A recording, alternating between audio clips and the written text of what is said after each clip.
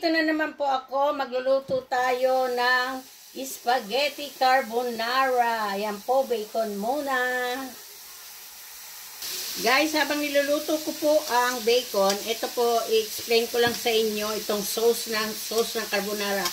4 na itlog po ang nilagay ko rito.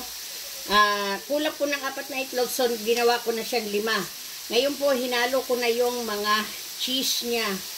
Yung keso, pero cheese po to dito sa Canada, ayan. Para po mamaya, yan po ang magiging sauce ng sauce carbonara. Simple lang po to guys. Itong ginawa kong sauce ng spaghetti carbonara. So ito na po, nagluluto na tayo ng bacon at lalagyan natin siya mamaya ng mushroom. Ganda po ng bacon niya, oh, ayan po. Ganda ng pagkaluto. Ito na po ang mushroom niya. Iniwa-hiwa ko na po at hinugasan ko na po siya. Lagay na po natin.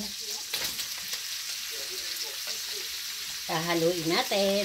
Ito po guys, luto na siya ang bacon saka ang mushroom. Ihalo na natin ang ginawa kong cream ng spaghetti. Sauce spaghetti carbonara. Black pepper lang po ang ilahalo ko sa kanya kasi maalat-alat na siya. Okay.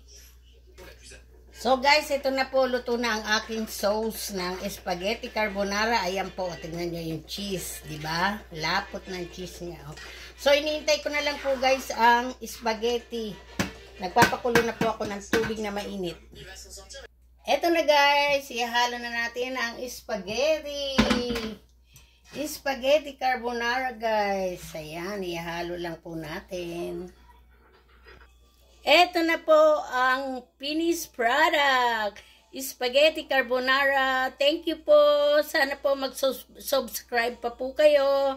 Thank you guys. So, how much? Yeah? How much you give me? 10, 5? 15. So guys, 15 daw bibigay niya sa akin. Thank you guys. Oh my God, yeah. Enjoy. Very good. Very good.